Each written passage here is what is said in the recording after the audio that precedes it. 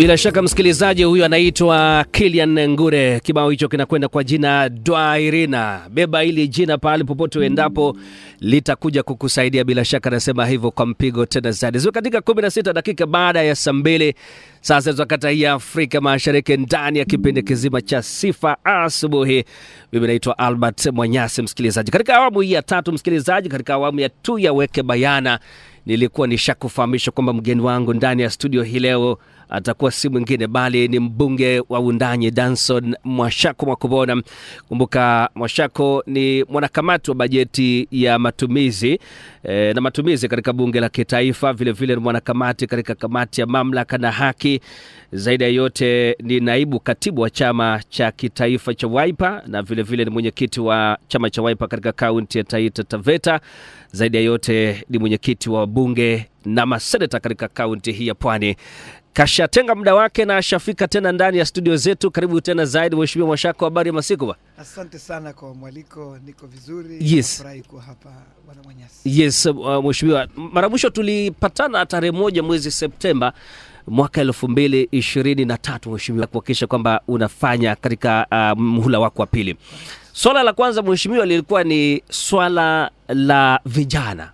Kuimarisha vijana. Ulinieleza kwamba priorities zako zilikuwa ni 2, vijana na masuala ya elimu katika eneo bunge la Wundanyi.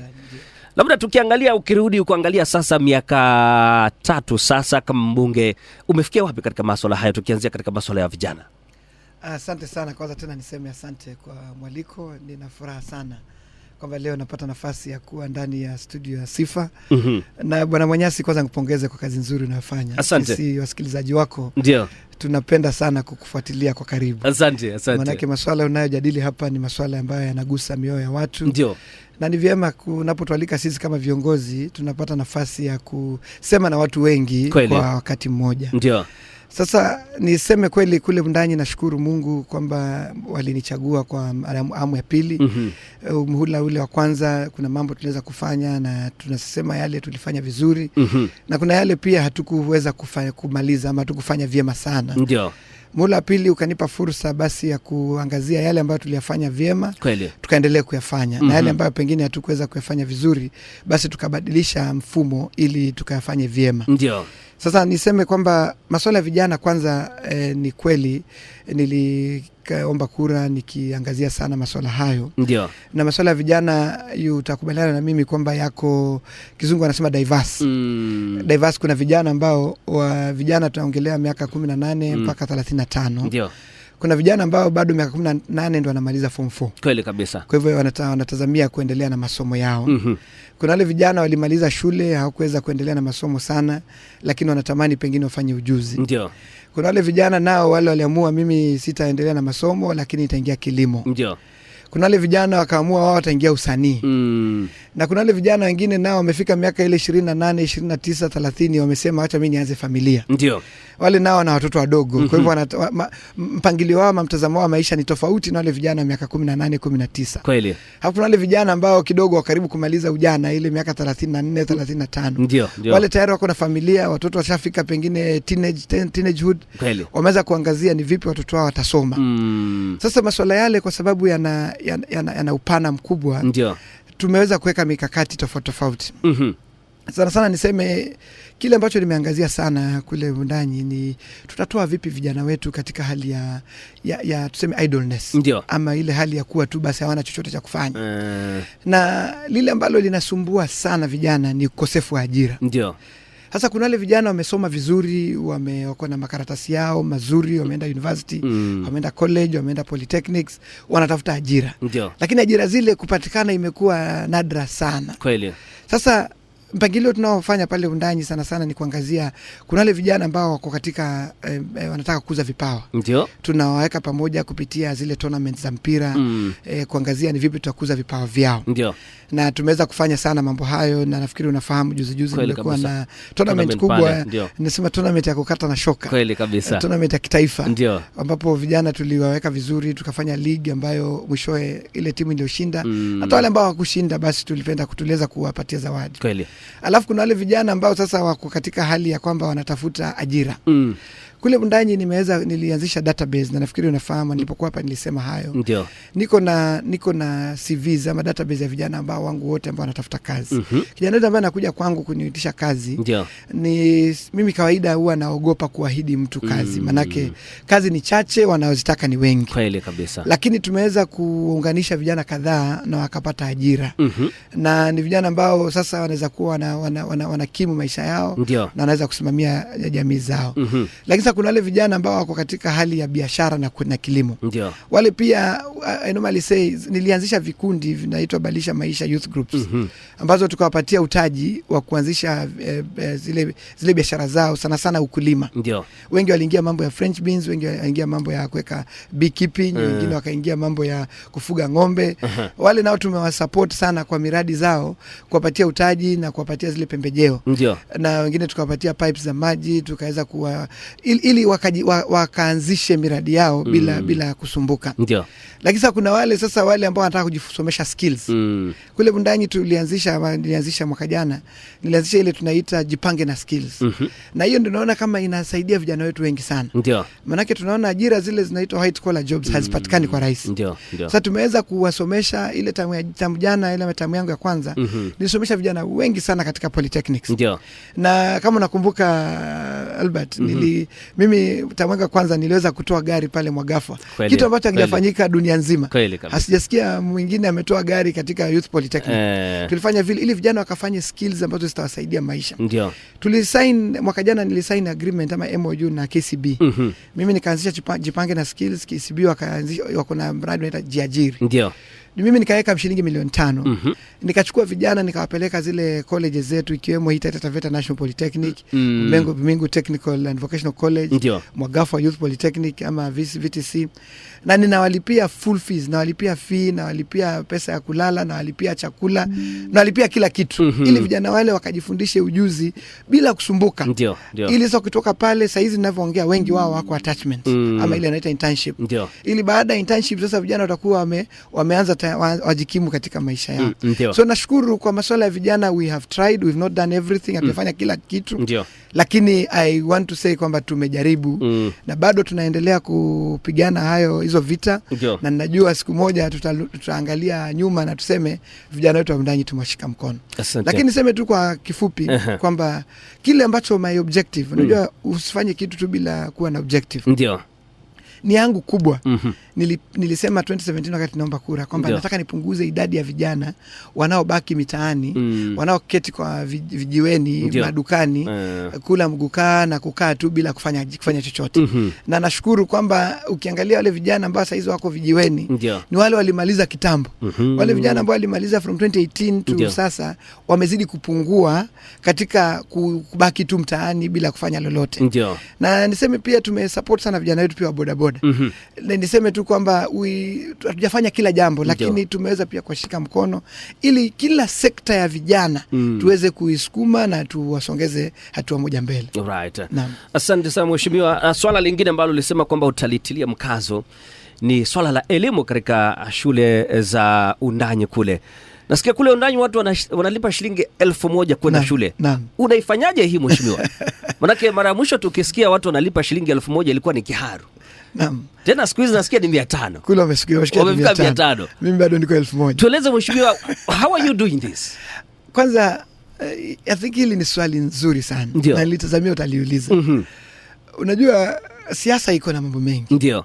Na ukifanya jambo nzuri ambalo ni nzuri sana, wakosoaji pia wanakuwa wengi sana. Hilo ndio jambo nimejifundisha katika siasa. Ndio. Ukifanya jambo hohehahe, jambo ambalo halina msingi, wakosoaji huwa hawako. Lile kama kuna jambo ambalo linazungumziwa sana ni hilo la kulipa 1,000. Niseme kwamba unajua mimi nashukuru Mungu aliponipa nafasi miaka yangu 5 ya kwanza. Niliweza kujifundisha mambo mengi. Kwa kweli gharama ya maisha imeenda juu. Wazazi wetu wanafanya bidii sana kuona kwamba watoto wao wanasoma. Wanajikakamua. Nilifanya research ambayo inasema 80% ya zile hela wanaopata familia wanazitumia katika masuala ya elimu. So 80% of household income zitatumika kwa education. Ukisema 80% kumaanisha wanabaki na 20% peke yake. Ndio. Ya kukimu masuala mengine yote, hospitali, chakula, mavazi, usafiri, kila jambo lingine linaingia kwa 20%. Na mapato ni kidogo mno. Ndio. Sasa nikaketi nikapiga hesabu. Na nikaita walimu wangu, na tumekaa kwa karibu sana na walimu wangu wa shule za upili. Ndio. Tukizungumza tukiulizana, je, gharama ya kuweka mtoto wa day school shuleni ni pesa ngapi? Ndio. Albert, utashangaa tukipiga haya mahesabu hapa saizi. Hata wateja wangu, wasikilizaji wangu wengi watashangaa. Ndio. Gharama ya kuweka mtoto shuleni wa day school. Ndio. Mzazi atakana agharamie chakula cha mchana. Mzazi atakana agharamie, kama kuna mwalimu wa ziada yule anaitwa BOM teacher. Ndio. Yule mwalimu atakana alipwe na mzazi. Lakini na mpishi yule anayepika kile chakula. Ndio. Lakini masuala mengine yote yanalipwa na ile pesa inaitwa capitation ya serikali. Ya serikali. Ndio. Kwa hivyo mimi nikaketi na walimu wangu wakuu, nikawauliza, hebu tupige hesabu. Shule uko na watoto 100. Unawapikia lunch. Je, lunch, gharama ya lunch pesa ngapi? Ndio. Tukapiga ile hesabu. Bwana Albert, tutashangaa kwamba mitaa chakula katika mahoteli zetu zile, si hoteli, tuseme vibanda vya kupika chakula. Ndio. Githeri ni shilingi 40 na shilingi 50. Ndio. Ukiweka pengine chapati na maharagwe ni shilingi 50 ama 60. Wala mama uzungusha chakula kwa mijengo. Ndio. Huuza hata 40 bob chapati na maharagwe. Kweli. Sasa utakuta, nikauliza, kama gharama ya lunch time tupige, watoto wanakaa shule miezi 8. Kama wazazi wa mtoto anakaa shule miezi 8. Ndio. Na kila siku anakula tuseme akila shilingi 50 ama shilingi 40 kwa lunch kwa mwezi. Ndio. Na acha niseme akila 50 kwa kibanda, kumaanisha kuna faida yule anayepika. Kweli. Yule anayeuza. Ukitoa faida inakuja kama shilingi 30. Ikiwa gharama sana 35 ama 40. Ndio. Ukipiga na 30 bob times 5 days ni 150 per week. 150 per week. Ukipiga in a month ni 150 times 4. That is 600. Ukipiga kwa miezi 8 utakuta ni 5,400. Unakuta na unauliza shule, mbona mnalipisha 10,000 na kitu? Kama lunch ni 5,000. Okay, weka hata 7,000. Basi tuseme acha ende juu. Ongeza mwalimu wa BOM. Utakuta gharama, mimi pale undani niliketi na walimu tukapiga gharama actual cost. Ndio. Of keeping a day student in school. Ndio. Tukakubaliana gharama ni pesa fulani. Ile iko na BOM tukaweka hesabu yake. Ndio. Pesa ya mpishi tukaweka hesabu zake. Tukakuta tunaweza shukisha ile gharama kwa asilimia kubwa sana. Mimi nikaambia hivi. Ndio. Mimi nikaambia wacha mchukue 1,000 kwa mzazi kwa tamu.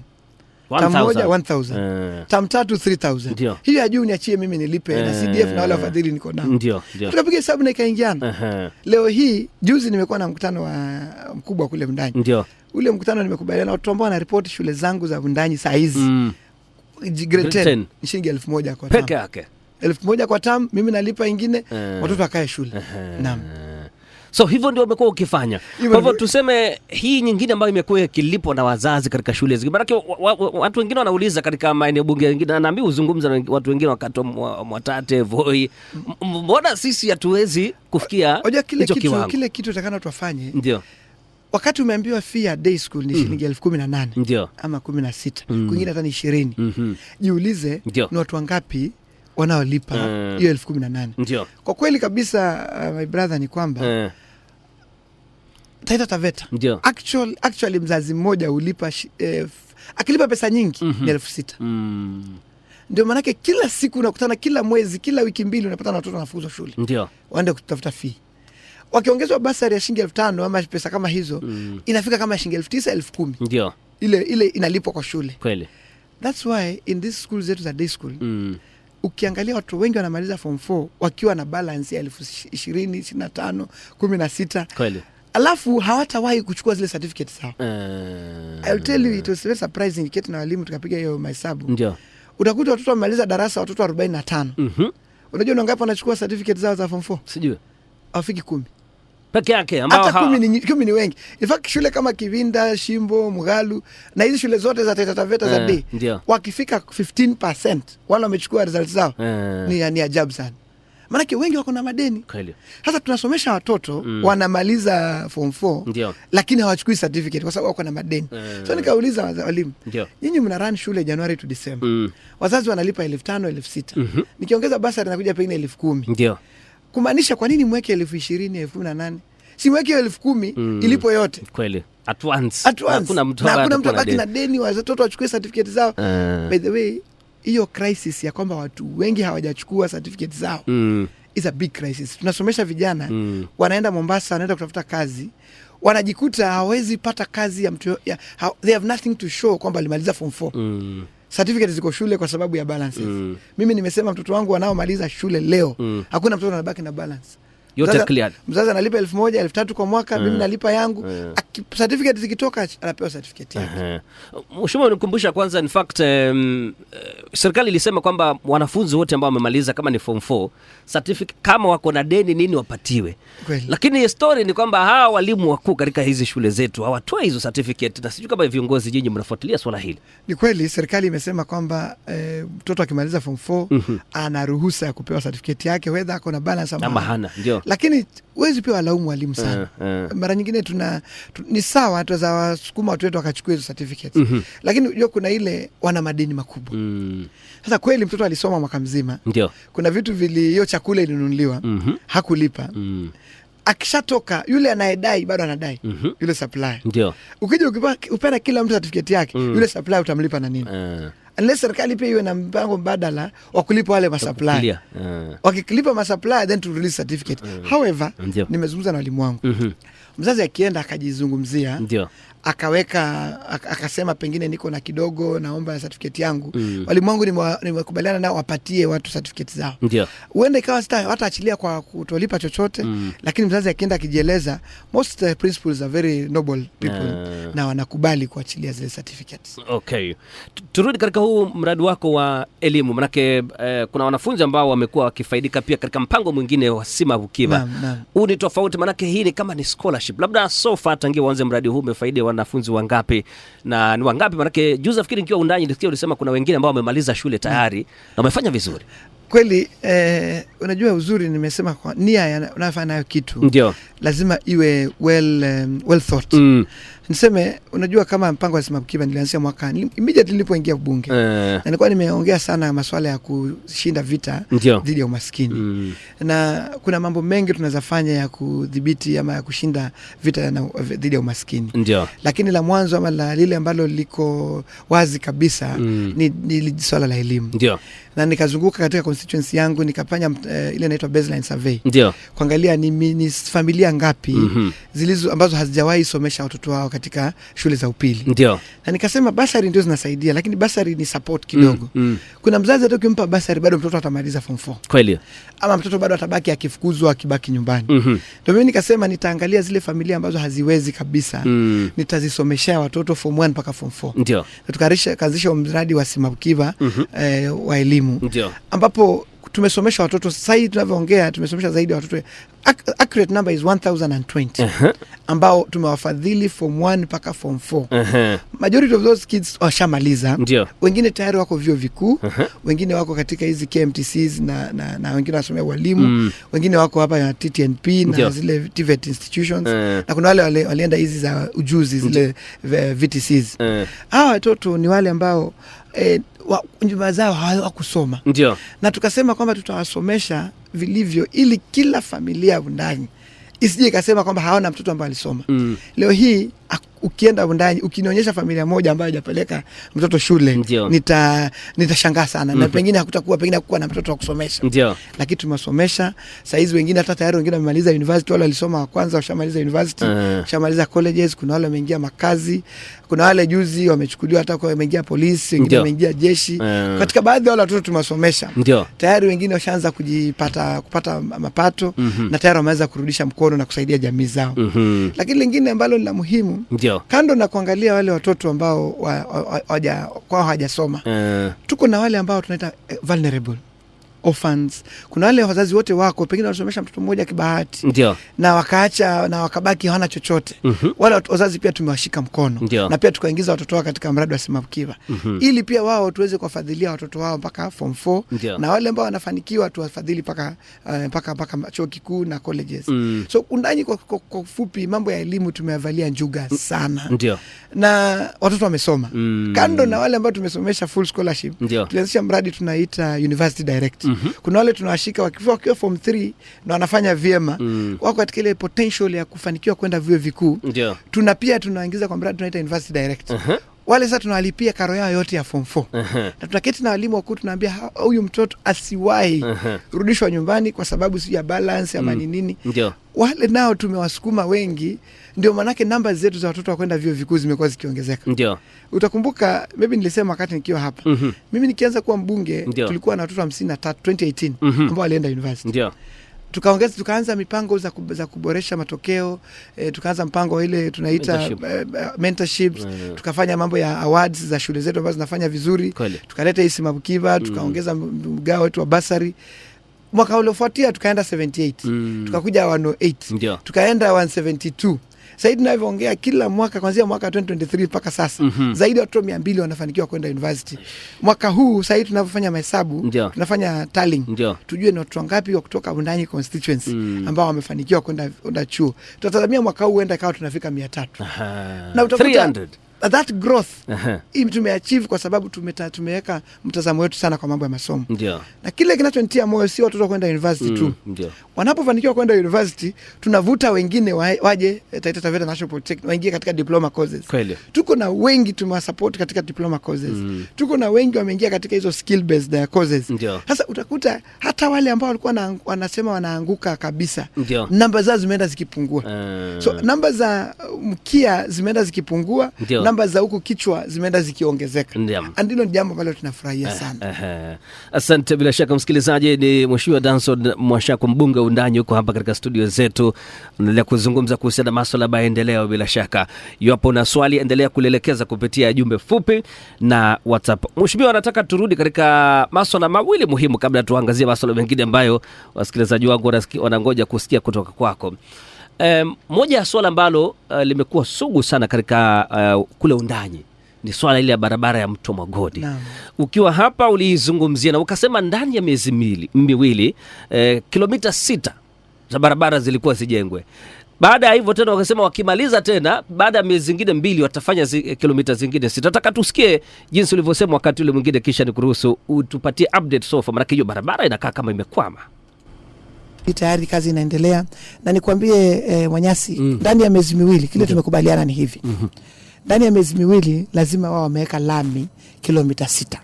Ndani ya miezi miwili, so kufikia mwezi wa 11 kutakuwa na tayari tutakuwa tutembelea lami kilomita 6. Wakishafanya kilomita 6, alafu wataraise ile inaitwa certificate ama waseme kwamba wanataka walipwe tena. Maana sasa hawadai serikali chochote. Wakiraise certificate baada ya wameweka lami inaitwa first milestone. Wakiweka first milestone ya kilomita 6, wataraise certificate ya kama shilingi milioni 200. Hiyo sasa niliwahakikishia kwamba mwezi wa 10 tutafanya supplementary budget nyingine. Tutaweka tena pesa za kumlipa hiyo first certificate. Wakishalipwa hiyo watakuja tena wafanye kilomita zingine 6. Kwa hivyo kila kilomita 6 tutakuwa wanadai na wanalipwa. Na kwa sababu tuko pale tutawalipa na kazi itaendelea. Ndio. Mheshimiwa, hii ni sauti yako ukizungumza tarehe 1 mwezi Septemba mwaka 2025 wakati tukiwa nawe katika mahojiano hapa ukisema kwamba hii barabara itaendelea. Imefikia wapi Mheshimiwa? Manake kumekuwa na vuta nikuvute kuhusiana hiyo barabara. Naomba nikurudishe nyuma kidogo kwa elimu alafu nijibu hilo maana swala nyeti. Kule Wundanyi kile tumefanya sasa watoto wa grade 10. Ndio. Kila mtoto wangu tumewapatia pesa. Tulimake sure kwamba hakuna mtoto wa Wundanyi wa grade 10 atabaki nyumbani, tukikumbuka kwamba watoto wamepata shida sana. Na katika junior secondary wameenda grade 7 kwa hakuna walimu, wakaenda grade 8 ndio walimu wakaanza kuja, wamesoma bila zile zahanati ama zile labs.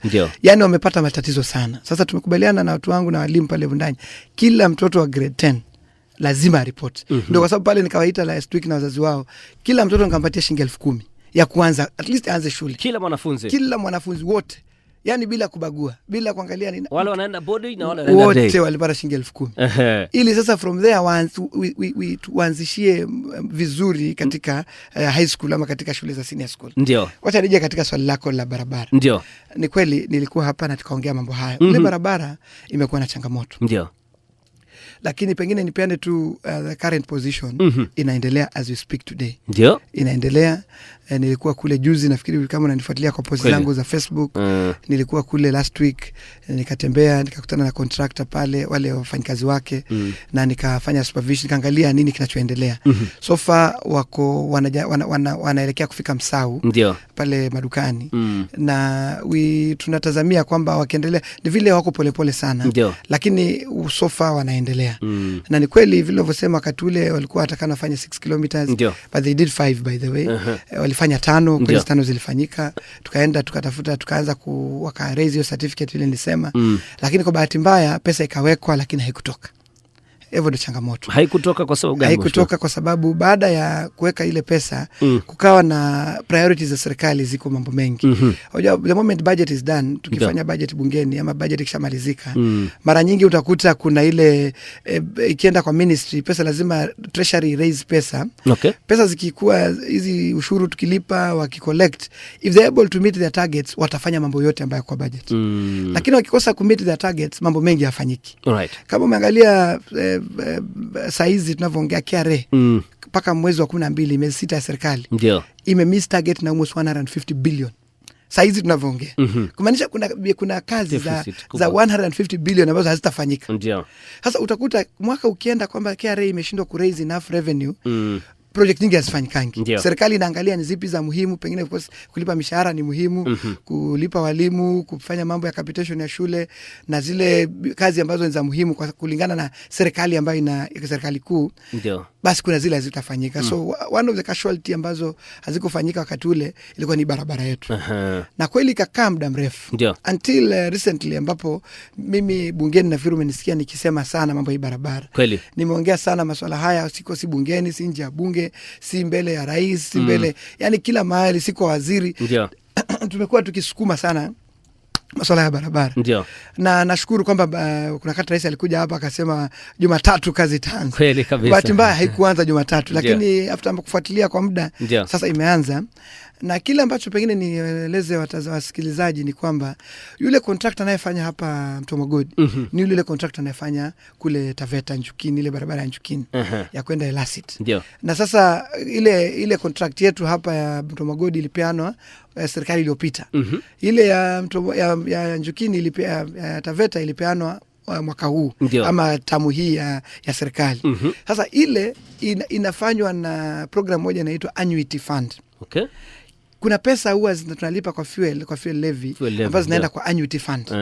Sasa barabara kama 3 hivi nchini ziko na pesa zimewekewa na hiyo Annuity Fund. Kuna sheria ya Annuity inaruhusu hiyo pesa itumike kidogo kidogo kwa barabara fulani. So wakati ule Uhuru Kenyatta mwaka former president waliweka kwamba barabara ya Taveta ifanyike na hiyo fund ya Annuity. Lakini hii ambayo Mtomogodi inafanyika na ile inaitwa GOK, Government of Kenya Fund ama project.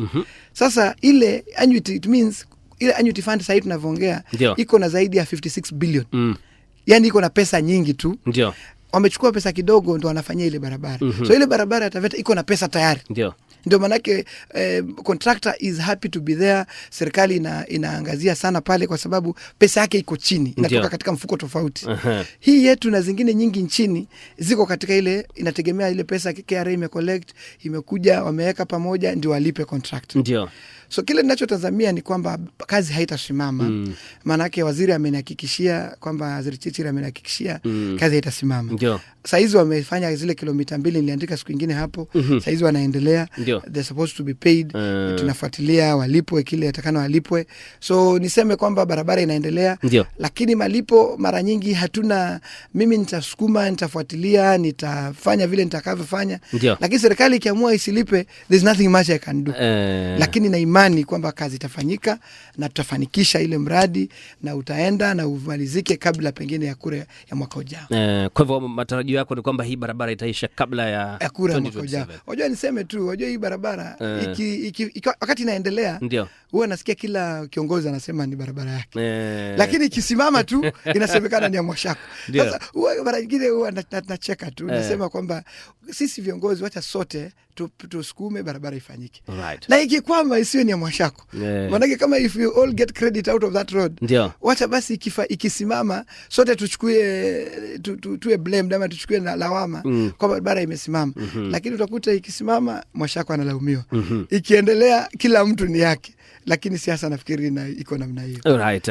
Jambo lingine mheshimiwa ni masuala ya stima. Ulipokuwa hapa tarehe 1 Septemba vile vile uliniambia ndani ya miaka mitatu kila mtu eneo bunge la Undanyi atakuwa na stima. Kabisa. Na wakati ulikuwa tarehe 1 Septemba inamaanisha kwamba uko na karibu miezi zingine 9 kabla hiyo miaka 3 itamatike. Yes. Labda tumefikia wapi katika masuala ya stima? Nake ni swali ambalo pia nimeona likiulizwa na watu wengi walipojua wanakuja hapa. Na niseme hivi, unajua nashukuru Mungu ameniwezesha kufanya mambo katika na mpango. Ndio. I have a strategic plan ya kuendeleza Undanyi. Na mwaka wa kwanza nilipoingia 2018 I did my strategic plan. Ndio. Na mara nyingine tufikiria pengine ile strategic plan ni ile ya CDF tu. Niko na strategic plan ya ile ambayo inakuwa funded na CDF. Ndio. Lakini normally when those experts ama those consultants come to do my strategic plan, huwa tunakubaliana, nawaambia fanyeni ile ambayo inailingana na masuala ya CDF. Lakini pia nataka nifanye strategic plan ya kuwa masuala yangu yote ambayo yananihusu katika constituency. Ndio kwa sababu when I speak with authority. Ndio. Nilisema kwamba ndani ya miaka mitatu by 2026 mwisho wa mwaka huu kweli mpango wangu ni kwamba kila nyumba katika constituency yangu hiyo iko na stima. Na nashukuru kwa sababu tuko katika mpango huo.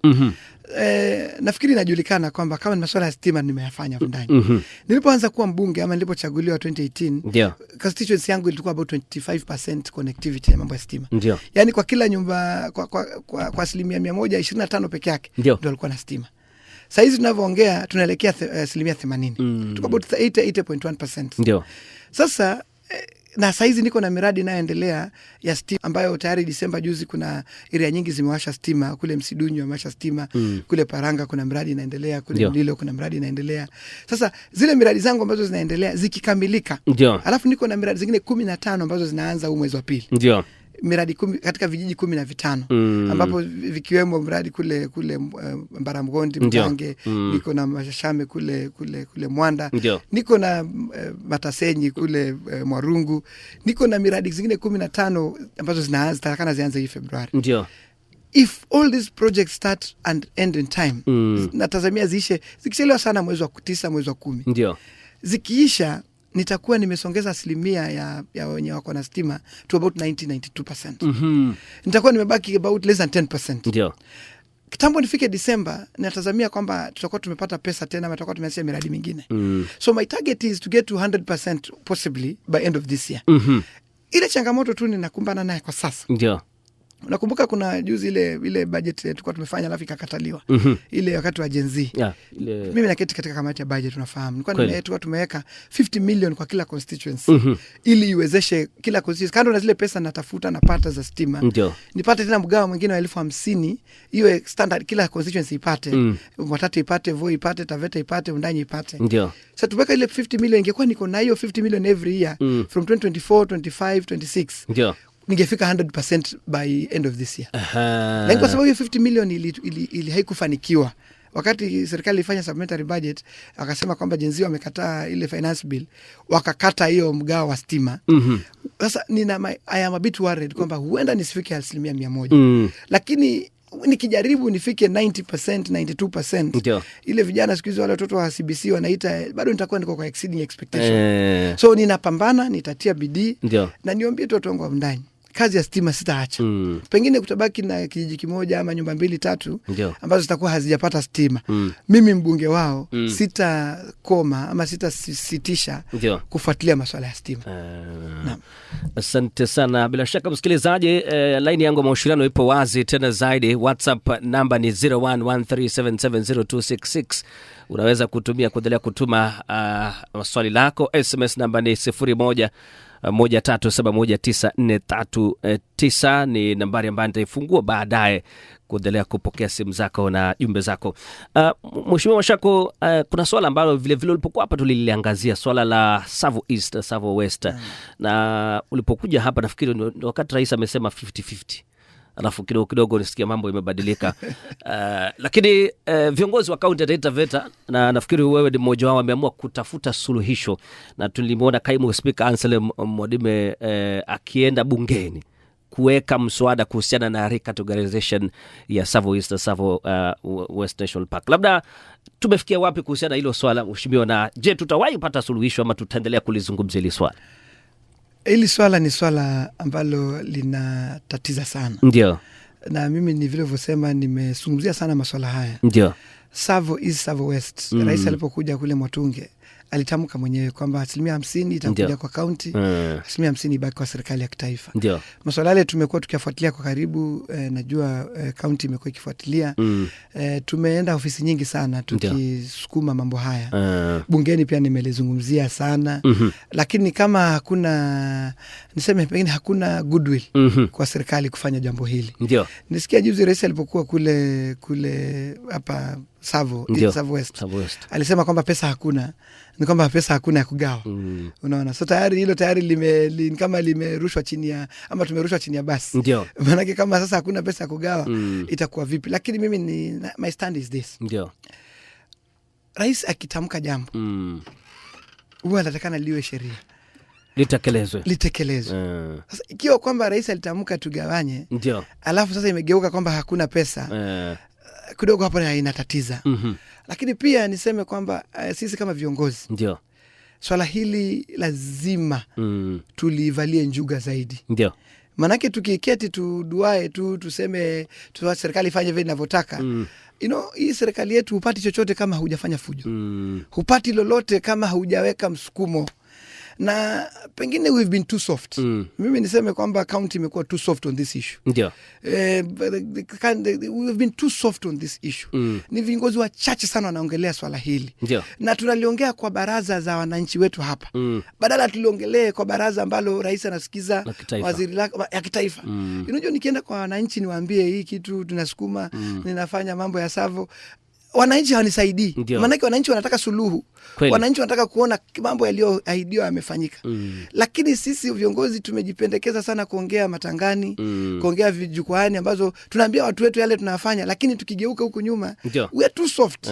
Jambo hili ni jambo ambalo lakana from the county government, sisi wabunge, seneta, kila mmoja tukishikana kwa nguvu moja, nguvu kazi, jambo hili tutasikizwa. Unajua, wananchi wa Taita wanakasirika kwa sababu kule Kajiado walipokubaliana Amboseli wakasukuma, walipata Amboseli yao. Ndio. Sisi hata wakati ile swala lilikuja bungeni, ukiuliza tangu lije bungeni ni viongozi wangapi wameongelea swala hilo? Tuko na platform bungeni, tuko na platform Senate, tuko na platform katika kukutana na mikutano ya rais. Mara nyingi tunakutana na rais tunaongea masuala tofauti.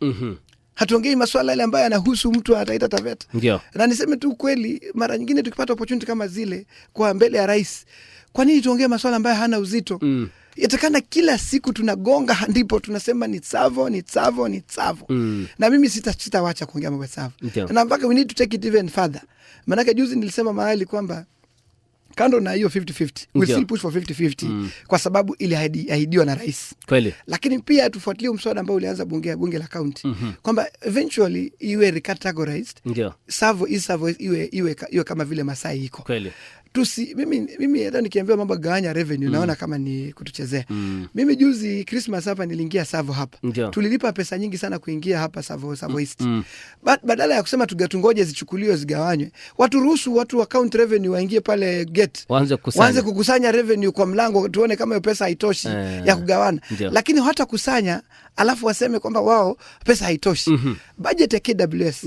Mimi nimeangalia maswala, nimeangalia mpaka vitabu vya KWS. This year we're speaking, wako na budget ya 10 billion shillings. 10.2 to be precise. Wamewekewa. Hiyo ndo budget ya KWS.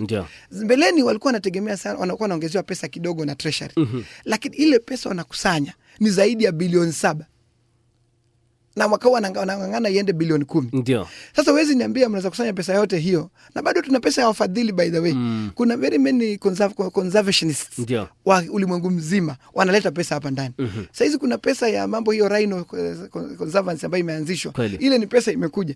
Ukiweka pesa zote ambazo zinakuja kupitia hii mbuga yetu ni pesa nyingi. Ndio.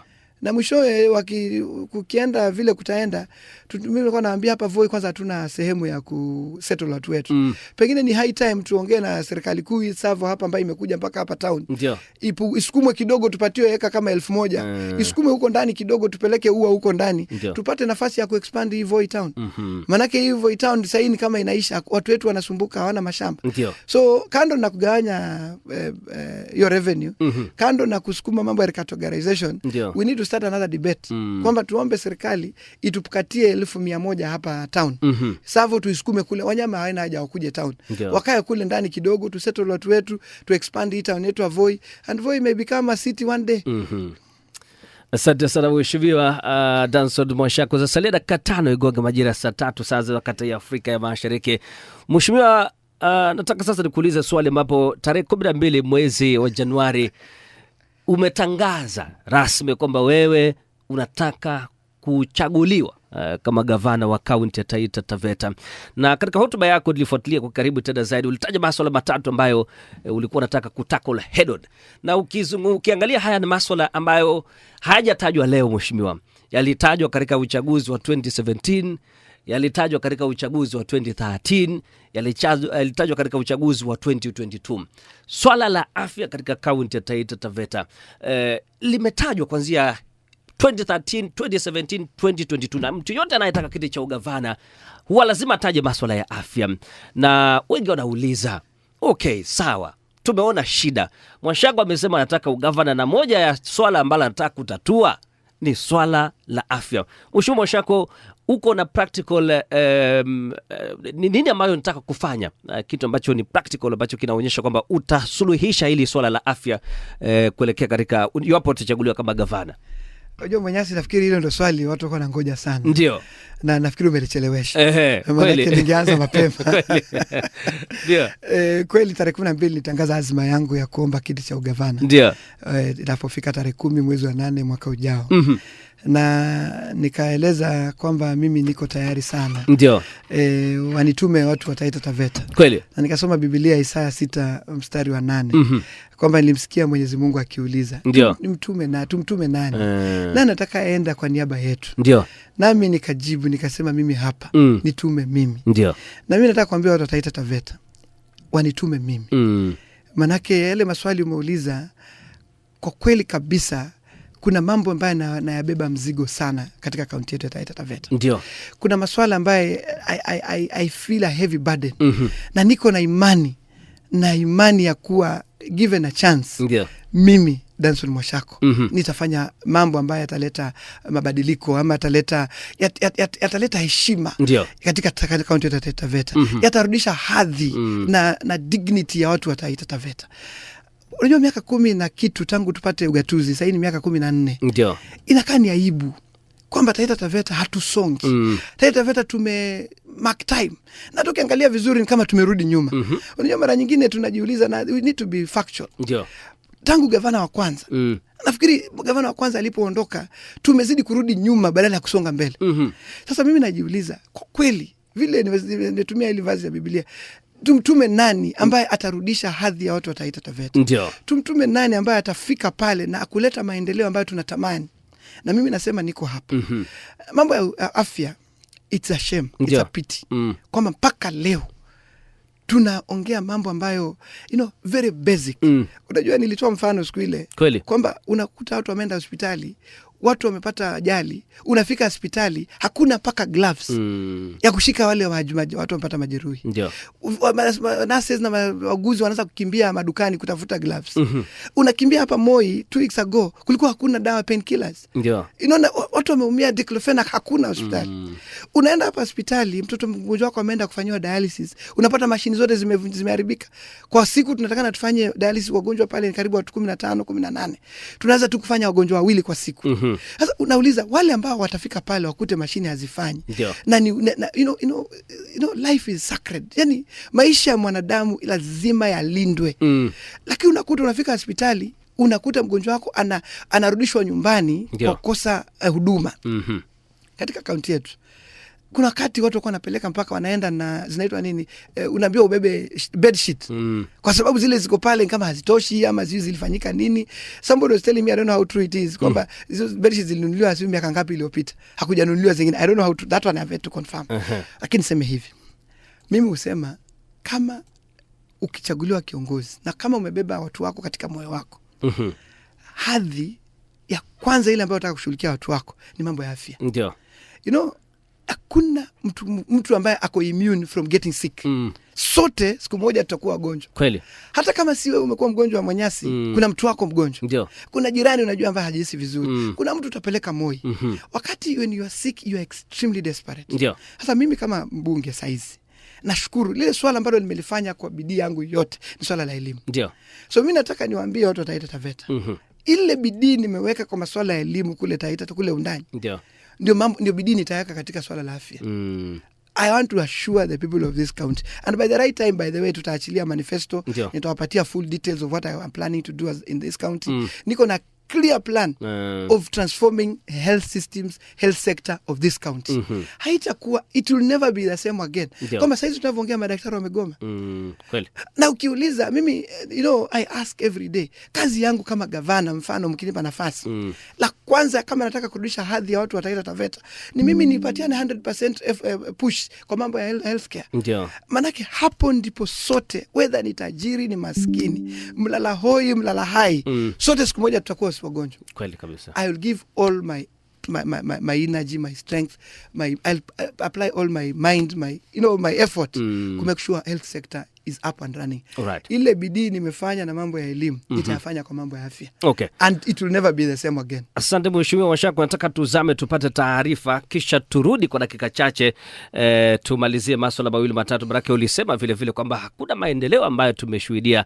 Utueleze labda changamoto ambayo unaziona katika serikali ya kaunti ya Taita Taveta kwa hii sasa ni gani? Msikilizaji, usicheze mbali, na mpisha Valentine Mwamburi tusomee taarifa kwa uketo zaidi, kisha narudi kwa dakika kama 10 zijazo. Habari za kuaminika. Iwapo una habari au maelezo yoyote, wasiliana na meza yetu ya habari kwa nambari 0111618122 au barua pepe kwa news@sifafm.co.ke. Asante sana Valentine Mwamburi kwa taarifa hiyo kwa uketo zaidi, kujuza kwamba tutarudi moja kwa moja. Niko na mbunge undanyi Danson Mwashako tukizungumzia masuala ya uongozi na maendeleo. Mimi naitwa Albert Monyasi, hii ambayo unasikiliza ni Sifa FM, pumzi ya uhai. Kipindi hewani ni Sifa Asubuhi. Mheshimiwa, tulikuwa tunazungumzia kuhusiana na azma yako ya ugavana katika uchaguzi ujao mwaka 2027, na tulikuwa tunazingatia masuala ya afya. Nataka sasa, kuna swala ambalo ulizungumza ukasema kwamba tangia tupate ugatuzi Taita Taveta tuone maendeleo. Nataka tusikie sauti yako ulivyosema kwanza, kisha tujadili. Tangu 2013 gavana wa kwanza, gavana wa pili, gavana wa tatu, tumepata 49.5 billion Kenya shillings. Na hizo hatujahesabu zile pesa zinakuja zinaitwa conditional grants. Conditional and unconditional. Zile ambazo zinaletwa na World Bank kama na CDP, hatujahesabu hapo. Hatujahesabu pesa zile zilikuwa na ile climate smart. Hatujahesabu mradi zingine hata za maji. Zile mradi za maji mnazoona kidogo kidogo hazifanywi na hiyo 49 billion. Zinafanywa na World Bank na mashirika kama haya. Sasa redu rabaenda hao. Ndio mimi nataka kusema wizi huko hapa Taita Taveta lazima tuutoe. Lazima tutoe wafisadi ndani ya hii county. Hatuwezi pata pesa kama hiyo alafu watu wanatufanyia mchezo. Mheshimiwa Washako umesema kwamba hatushuhudii maendeleo katika kaunti ya Taita Taveta. Hii swali ambao ulikuwa unauliza wananchi ndio nataka nikuulize. Hizi pesa zetu zinakwenda wapi? Maana umesema maendeleo hayapo. Unajua hilo ni swala ambalo nimesema hapa linanipa a burden kwamba I think we need to tujiulize, we start a conversation as a people in this county. What is the problem? And na kwa kweli tukingamua shida iko wapi, ndio pengine tunaweza kusonga. Na when I talked of 49 billion ambayo pesa zimekuja, nimefanya mahesabu. Ile pesa imekuja katika gatuzi la Taita Taveta. Hiyo ni pesa nyingi. Ndio. Mimi nikikompare zile pesa ambazo zimekuja kwa constituency kwa miaka 23 kuanzia 2003 wakati devolution imeanza, wakati CDF imeanza. Kuanzia 2003 ndio CDF ilianza mpaka sasa tumepata only 2 billion shillings. And to see the comparison. Ndio. Kwa miaka 23 tumepata bilioni 2 ya CDF. Undani. Ndio. Kwa miaka 10 na kitu tumepata 49 billion. But katika maendeleo you can't even compare. Ndio. Yale mambo kidogo tumefanya Vundanyi ama mengi tumefanya Vundanyi na ile pesa kidogo nimepata mgao kuanzia 2018 mpaka sasa.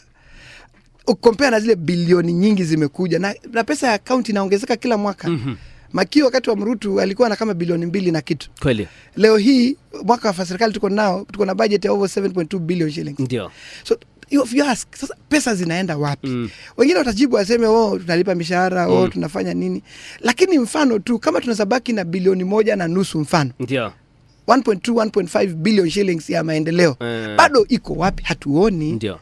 Manake zile miradi tunazoona, to be honest, si miradi inafanywa na hiyo pesa ya Equitable Share. Ndio. Na bado tuko na pesa zetu by the way za on source revenue. Kweli. Ambapo tukituambiani tu kweli, it is badala pesa on source revenue, CRA imetuambia kwamba tuko na potential ya ku raise up to 1 billion shillings kama on source revenue. Ndio. Lakini tunakusanya pesa ngapi?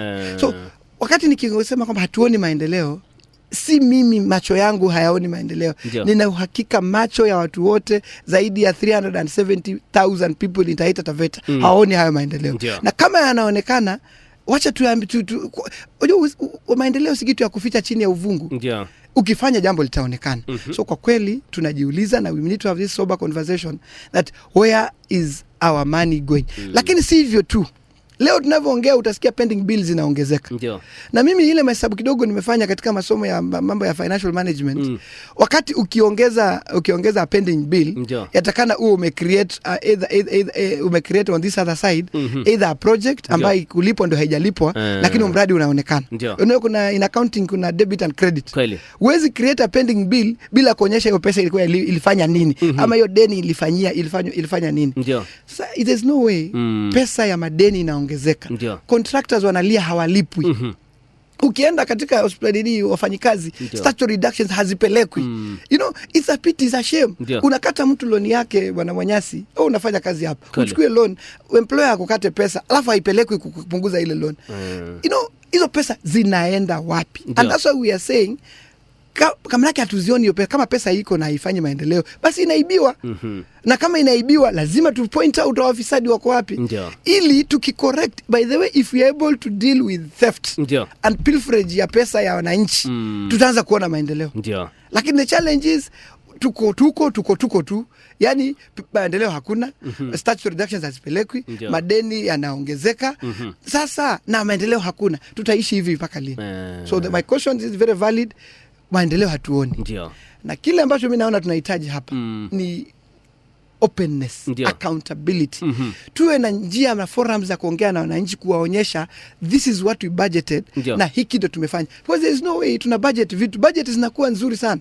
Budget za account. Lakini vitu hazifanyiki. So saizi ukienda katika area nyingi miradi za maji, za barabara, watakwambia tulisikia kwamba pesa zilekwa milioni 2 ya hii barabara.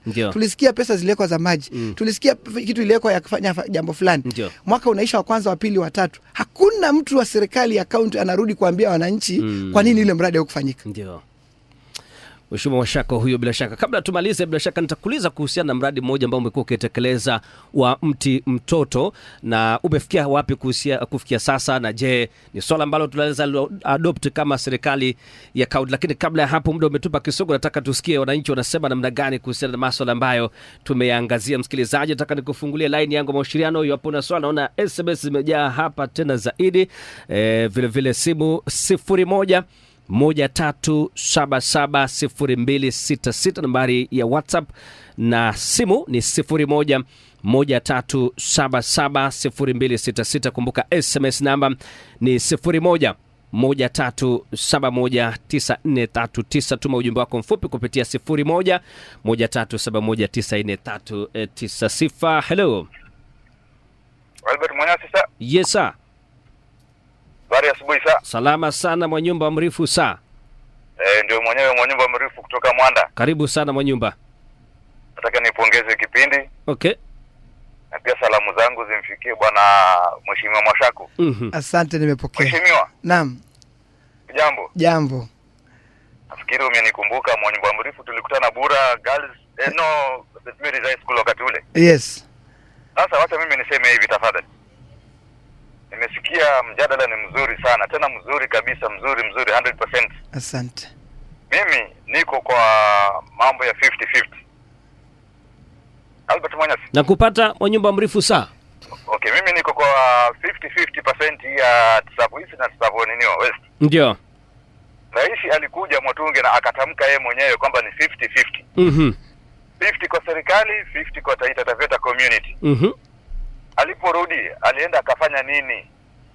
Alipokuja mara ya pili hapo Ngulia, akaja akageuza maneno ati hiyo pesa hakuna. Ndio.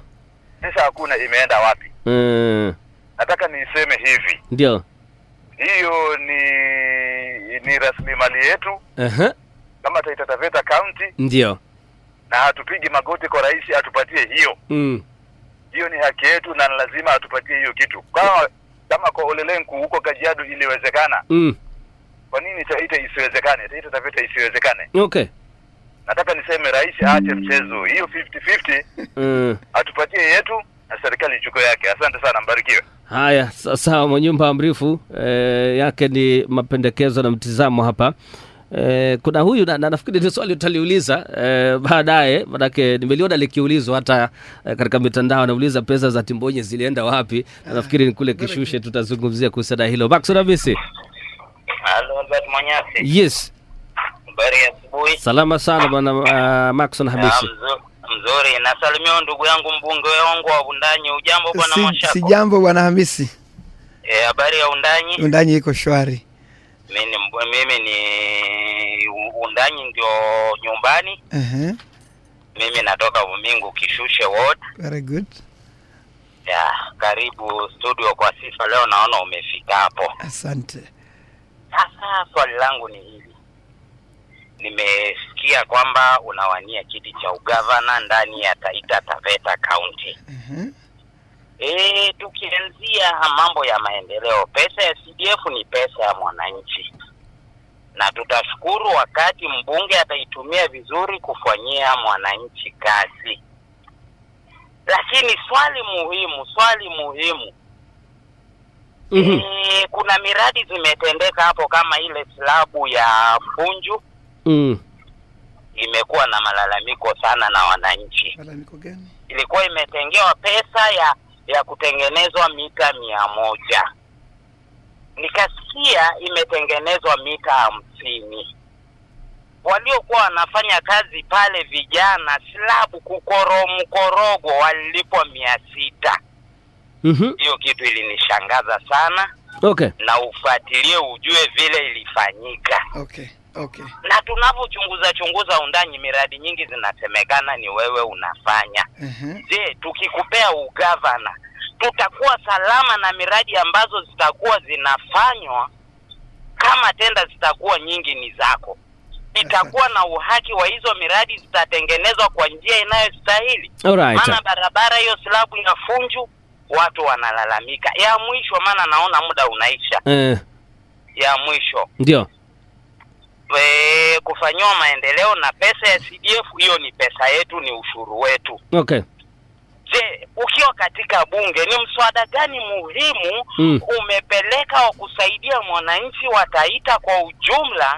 Ndiposa sasa tukuamini, tukupee ugavana. Maana tukiangalia paki yetu, rais aliongea vile mwenzangu ametangulia kutoka hapo. Okay. Lakini je, nyinyi kama wabunge wa Taita mumeshirikiana na wale wabunge wengine wako na mbuga za wanyama mkapeleka mswada wenu ili Taita tuweze kupata 50/50 vile rais alisema? Asante sana. Okay, asante sana Maxon Hamisi. Nafikiri tumepata maswali yake mawili kuhusiana na masuala ya slabu ya Funju na masuala ya tenders. Tusikie mwingine hapa anasemaje. Sifa, hello. Yes. Sifa, hello. Yes, hello. Habari ya leo? Salama sana. Nazungumza nani bwana? Na wanazungumza na Samuel kutoka Veruga. Samuel kutoka wapi? Kutoka Veruga. Yes, Samuel. Nimemsalimia mbunge wangu hapo. Nimepokea salamu. Sasa nauliza, kuna swali kwa mbunge wetu. Tuende kazi kwa haraka haraka. Sasa namuuliza hivi, wakati wa kumtoa Mheshimiwa Samboja walisema kwamba wameshikana kiti moja. Sasa mimi nashangaa leo ya kwamba maendeleo hayaendelei. Mimi najua watu wakiwa pamoja wanafanya kazi, hata wakiona mwenzake hafanyi lazima wana advise kwamba tufanye hivi kwa sababu kiti moja.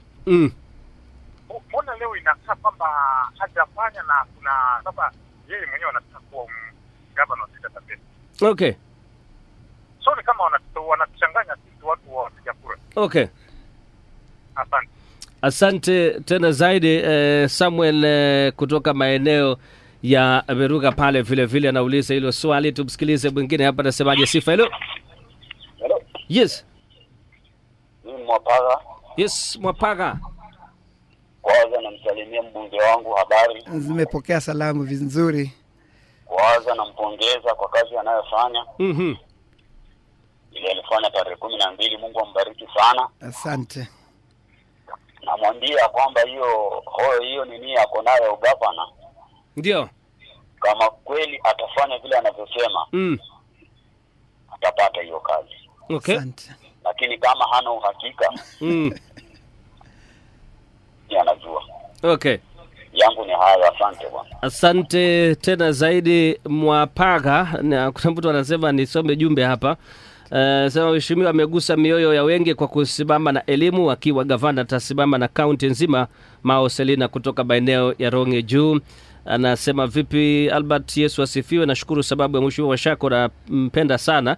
Naomba nibade jina langu sababu ya usalama. Mtoto wangu alimaliza mwaka 2024 na alipita vizuri grade ya C+, sasa hajapata certificate sababu ya tuition fee. School fees sidaiwi kabisa. Nilienda shule nikanyimwa certificate, na japo mimi ni mtu wa Mwatate sub county. Mwanafunzi alisomea Mary Girls na anatakikana kwenda college mwezi wa 3. Tafadhali anasema saidiwe. Sawa mheshimiwa atasema hapa. Mama Kambe anasema mimi ni kumpongeza mbunge wetu Undanyi, mheshimiwa Washako amefanya maendeleo kufanya na CAT anajisifu. Tumeiona mimi kama nampa maua yake. Sawa. Nimsikilize Frank Lampard kabla nikupatie nafasi mheshimiwa. Lampard. Yes, kakangu Manyasi vipi? Safi. Salimia mbunge wangu hapo Danson Mwashako. Nimepata salama, asante. Asante. Sasa kwanza nataka kumpongeza mbunge wangu Danson Mwashako. Ni mambo mengi ameongea. Ndio. Lakini nataka nigusie tu mambo machache. Kwa sababu ya muda. Kwanza kabisa, ndio, ni mbunge wa Undanyi. Na mimi natoka kijiji ambacho kinaitwa Musidini Village. Okay. Kwa kweli Manyasi hatukudhania wala hatukutarajia kama hicho kijiji kweli kingekuwa na stima. Ni kijiji kiko kwa pori, ndio, kiko mwisho, hakikutambuliwa tangu tupate uhuru. Ndio. Leo watu wanawasha stima. Okay. Ni kweli hii ni pesa ya serikali. Lakini kama haina management nzuri, kweli tungeona stima? Amegusia kuhusu mgao wa county.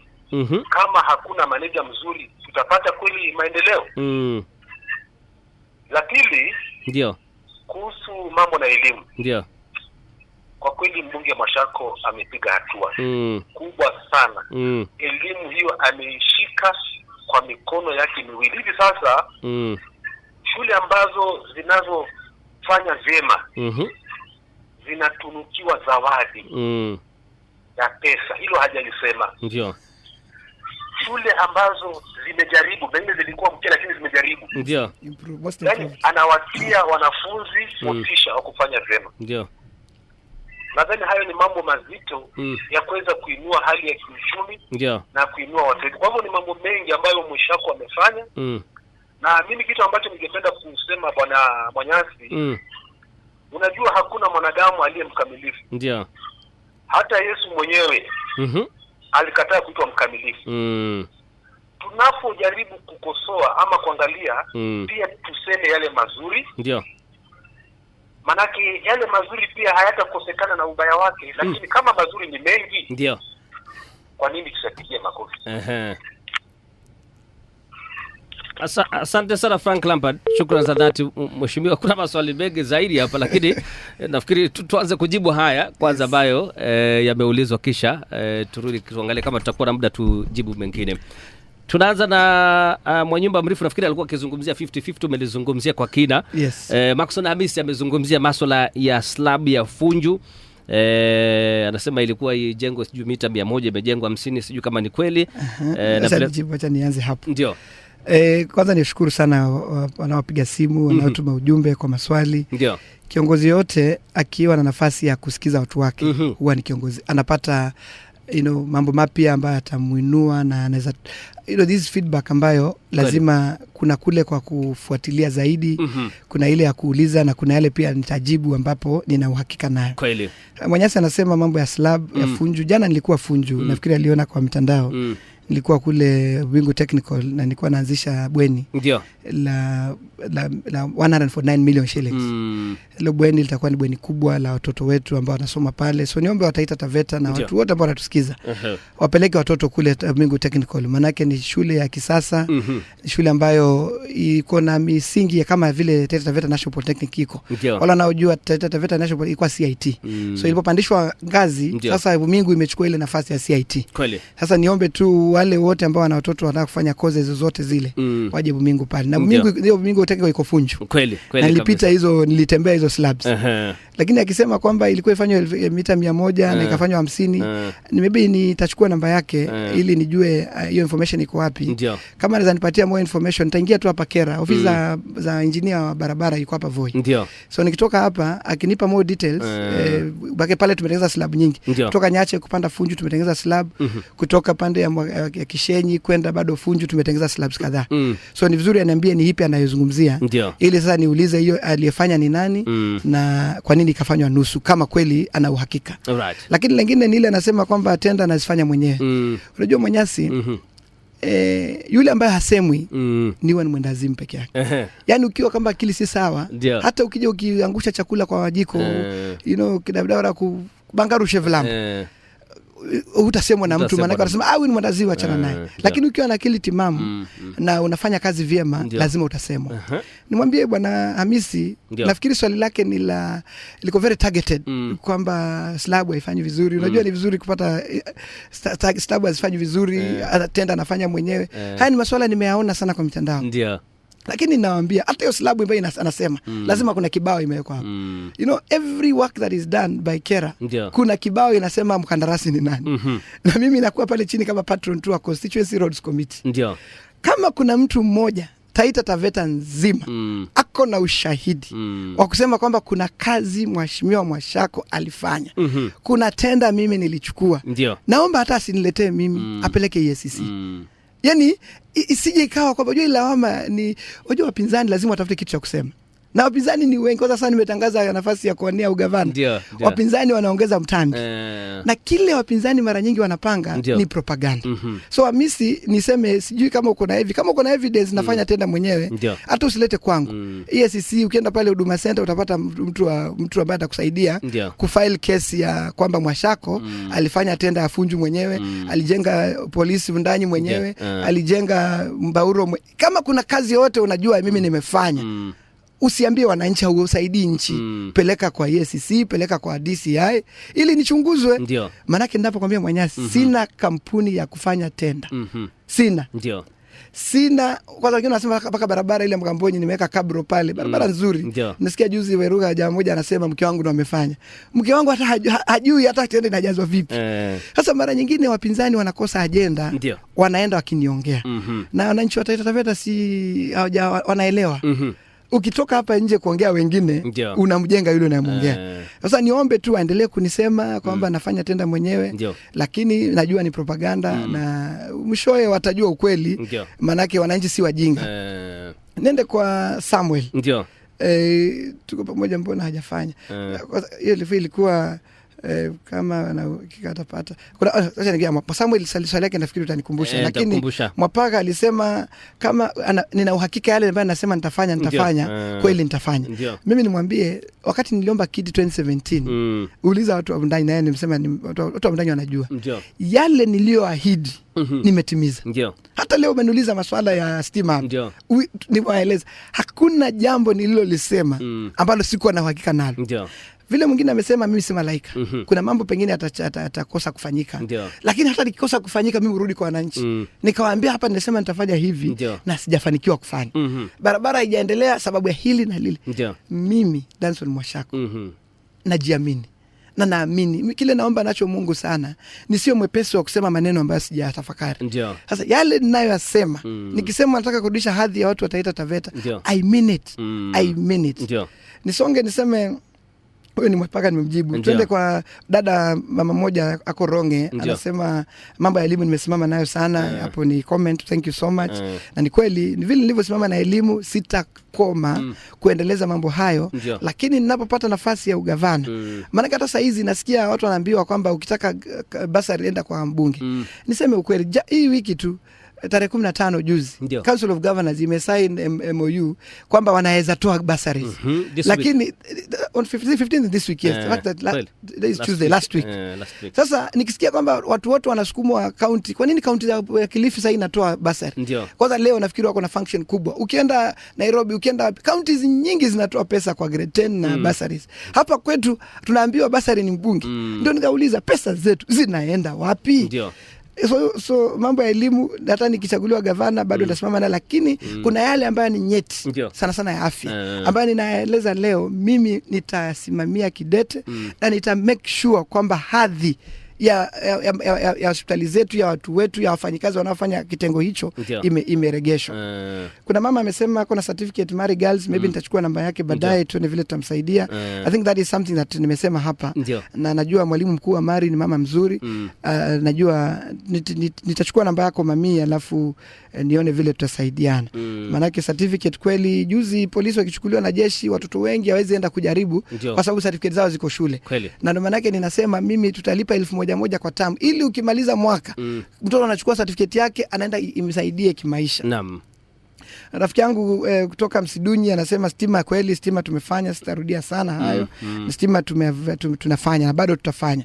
Kuna mtu anasema, kwanza nafikiri ni ule Hamisi alisema kwamba pesa zetu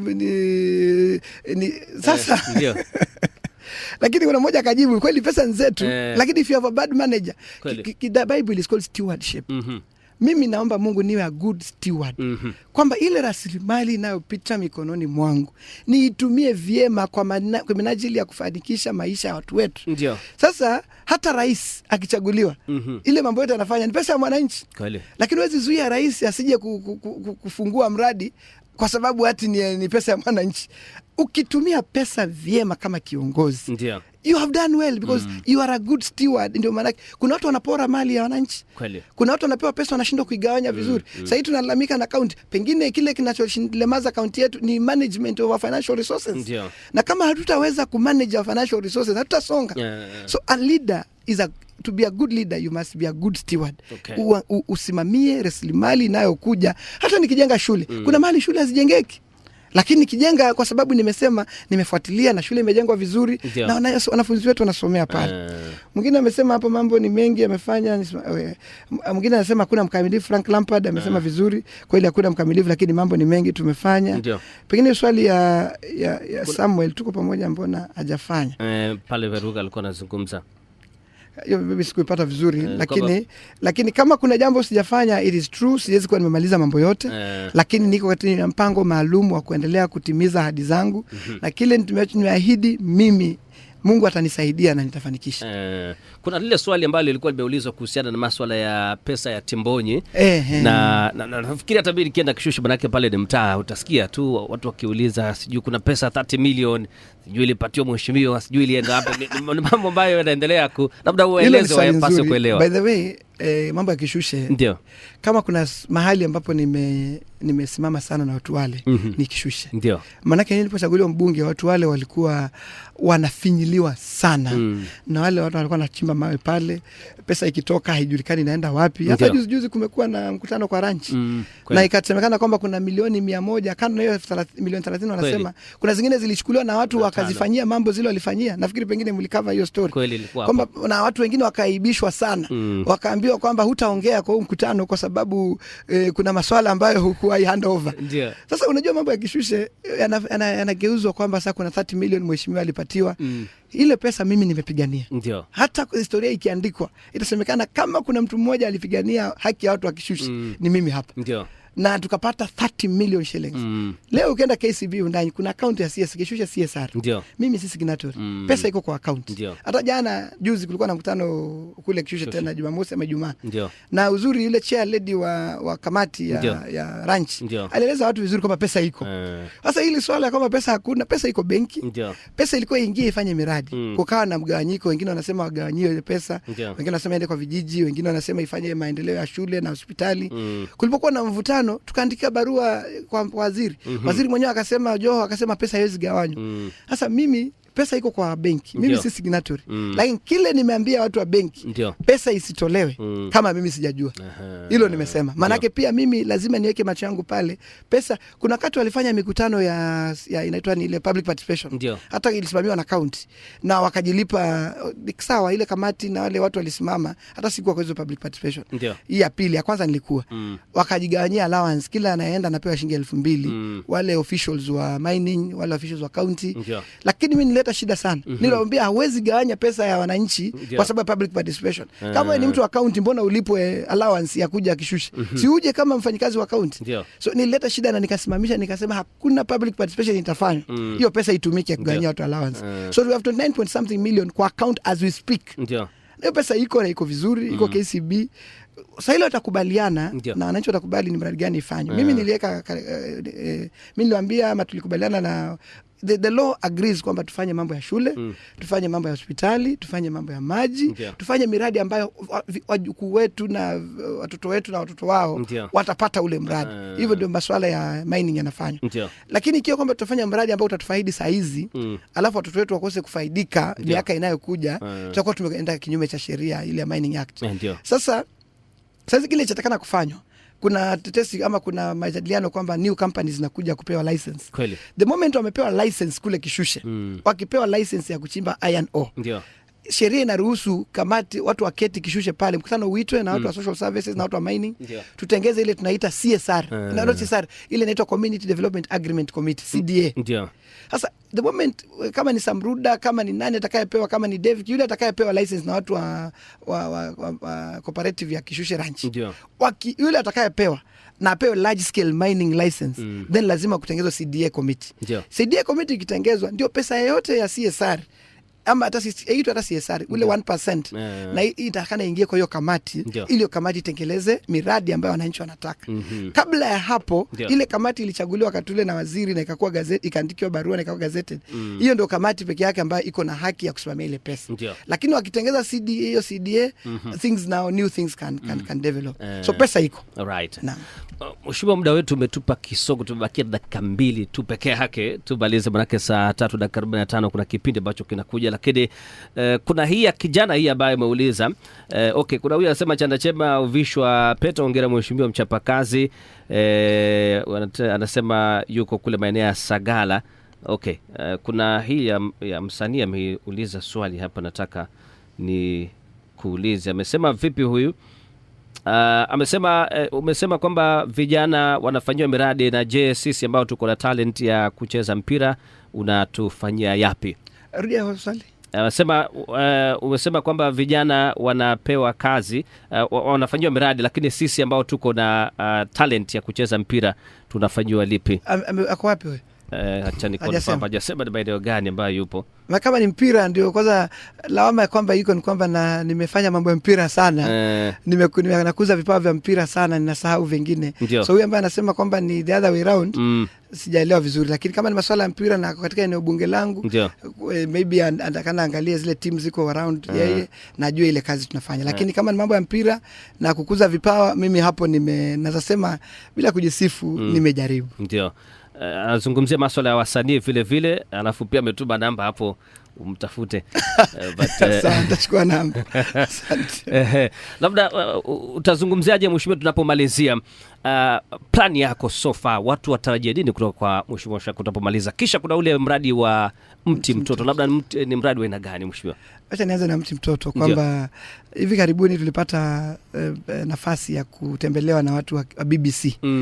BBC, unajua sisi BBC London. Ndio. Walikuja kuonyesha ama kufanya documentary ya ule mradi wa mti mtoto. Kule ndani watoto wakizaliwa watu tunawapa miti. Ndio. Yaani tumejaribu kuunganisha maisha na maisha ya mazingira. Ndio. Ili mtoto anapozaliwa tumjengee mazingira mema, lakini sana sana ni tumkuzie hali ya kwamba inapokuwa kesho akiambiwa mambo ya miti anakuwa mrahisi wa kuendelea kuchunga mazingira na kukuza miti. Ndio. Na kila mtoto anazaliwa tunampa miti 5, alafu kukiwa na tukitembelea shule baada ya muda fulani tuchukua majina ya watoto, tunapanda zile miti katika shule ama katika yale maeneo yaliyotengwa ama ile public land. Ndio. Na mradi ule tumefanya kuanzia 2018 na kwa kweli kuja ndani tunaona kuna mazingira yanaendelea kuboresha, na tuna uhakika kwamba mradi ule utabadilisha sana hali ya hewa kule mlimani. Lakini mradi ambao ningetamani baadaye tutafanya kaunti nzima.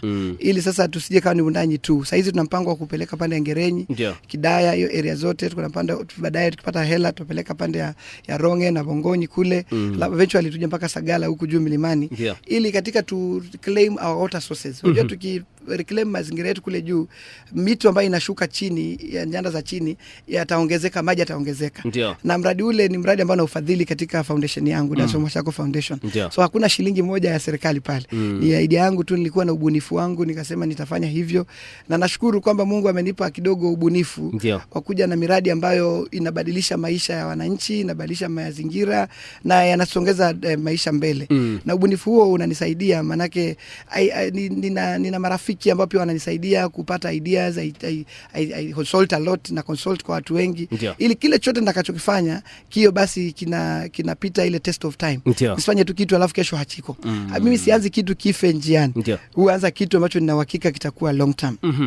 Mpango wangu sana sasa, kwa sababu sasa nishatangaza azima yangu ya mwaka ujao, na najua nitakuwa na mialiko, naona watu wananialika kila kona. Lakini nataka kuwashukuru sana watu wa Taveta, watu hapa Voi, watu wa Mwatate, maana watu wengi pale hawajaniona lakini wamesikia jina. Na wananiita sana, napata messages, napigiwa simu, naitwa kwa vikao. Na waomba sana waniwe radhi kidogo, huenda nikakosa kufika kwa kila mkutano ambao wananiita ama kwa kila sehemu ambao nataka kuniona kwa sasa. Lakini kipindi kitafika. Kipindi kitafika ambacho nitatembea kaunti nzima.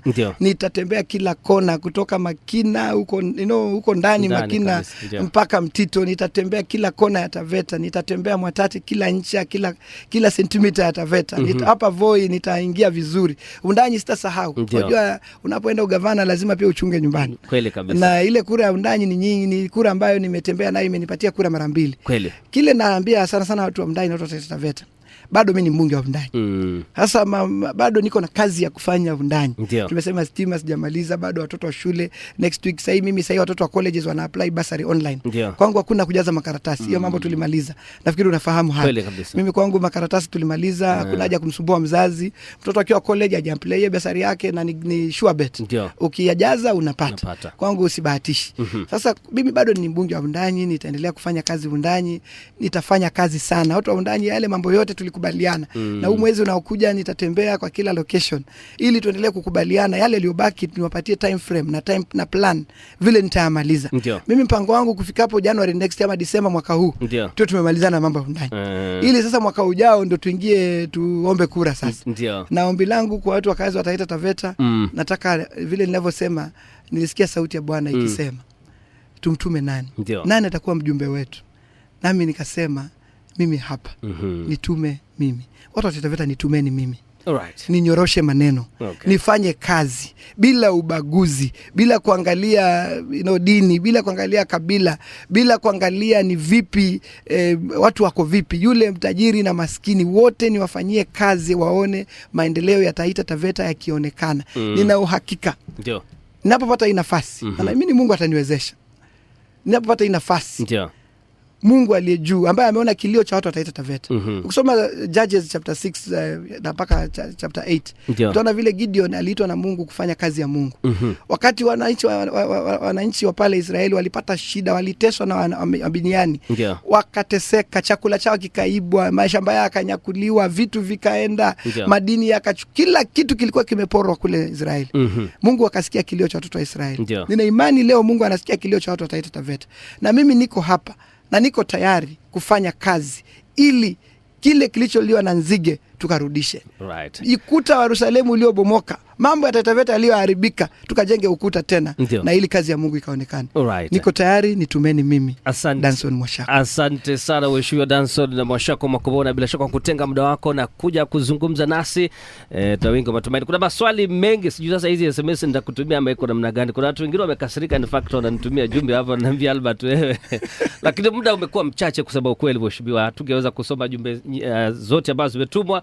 Naona simu inamulika tu, kuna watu watanilaumu hapa, lakini bila shaka nafikiri tutatafuta time nyingine mwaka ujao labda tuzungumze sasa mambo haya kwa undani tena zaidi.